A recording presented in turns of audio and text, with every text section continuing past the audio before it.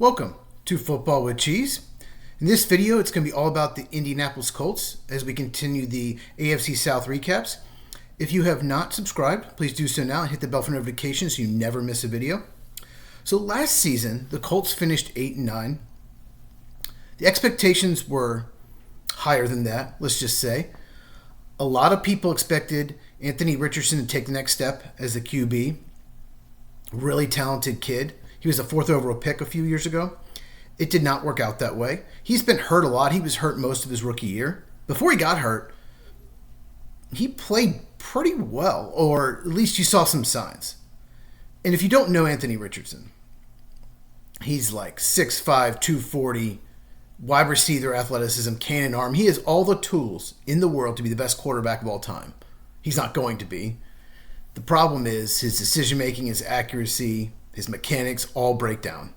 And I get why they made him the 4th overall pick. He probably should have been a mid-round pick because he needs a lot of work.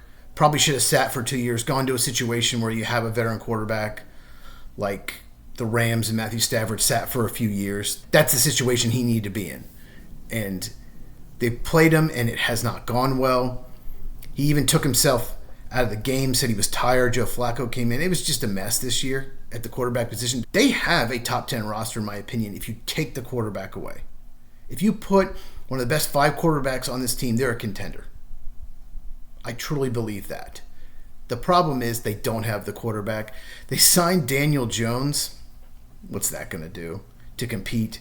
If Daniel Jones is your starting quarterback, you're not going to win either. But I could see the Colts drafting a quarterback next year. There was even rumors they might address it this year, but they're going to give him one more shot. He used the 4th overall pick. But that's the biggest issue for the Colts. In free agency, let's talk about who they lost. Will Fries and Ryan Kelly, both starting offensive linemen, were both signed by the Vikings. Okay. Both of them got hurt and missed a significant amount of time, especially Fries. I think he only played 5 games. He was outstanding in those 5 games. And Ryan Kelly was their center. He was a former first-round pick. He never lived up to those expectations. He's been a good player, not a great player.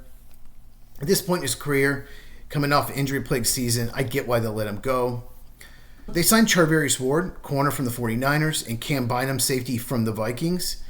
Charvarius Ward wasn't great this past year. The year before, he was very good. But the Colts have been searching for defensive back help, whether it be at the draft or free agency, for years now. I like the Ward signing. The Cam Bynum signing to play safety doesn't make any sense to me. I don't think he's that good a player. They gave him a lot of money, so I'm really surprised about that. I think that was one of the worst moves in free agency. In the draft, they did well. Tyler Warren fell to them at 14. I don't know how that happened. The tight end from Penn State, he should have gone top 10. Just completely lucked out. Tight end was probably their biggest need. They had the worst tight end situation in the NFL last year. So they got Tyler Warren, another weapon on that offense. They already have a bunch of weapons, but tight end was such a big need. JT Tuamalola, I can't say his name. JTT, edge rusher from Ohio State in the 2nd round.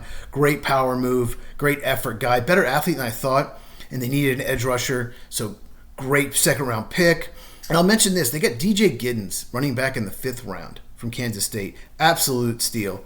So in drafts where running back is super deep, you're going to find starters in the 4th and 5th round. Reminds me of the 2017 draft where Aaron Jones somehow fell to the 5th round of the Packers. I'm not saying DJ Giddens will be Aaron Jones, but he has starter upside. Giddens does, and now you have a really good backup to Jonathan Taylor. So they get better in the draft. Undrafted free agent to keep an eye on, Marshall Forner, offensive lineman from Minnesota State Mankato. I mentioned him in my offensive lineman rankings as a sleeper. He has tools and traits. His workout was amazing. He's a great athlete. He's got size. He's got length. So I thought someone 7th round would take a shot on him. He might need to spend a year in a practice squad, get stronger, face better competition, but I really wanted my Packers to sign him. So good get by the Colts. He could develop into a starting tackle. He's that talented. They're important players. Obviously, Jonathan Taylor, mentioned him. Didn't have the best year. I think he was banged up, but he's still one of the better running backs in the NFL.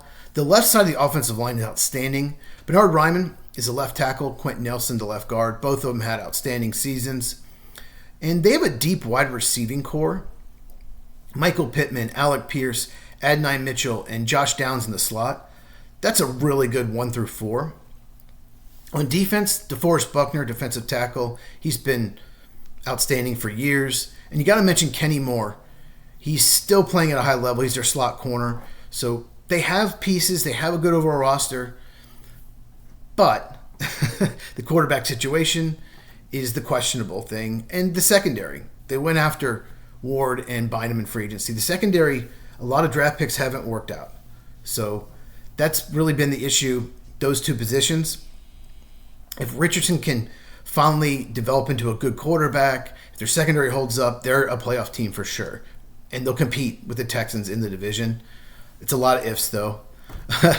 Breakout player, Tanner Bortolini was a 4th-round pick, I believe, last year, center from Wisconsin. He had an unbelievable combine, really good athlete. Ryan Kelly's gone. I think he can develop into a really good center. We talked about this year 2 for offensive linemen. More than likely, he'll spend the offseason getting stronger. So I think he's a really good chance to break out. So it's pretty simple with the Colts. If they get good quarterback play and the secondary plays well, they're a playoff team, possibly a contender. If not, you're looking at probably 7 to 9 wins again. So comment down below. What do you think of the Colts? Do you think they have a chance to compete with the Texans in the division? If you have not, please subscribe, enable alerts so you never miss a video.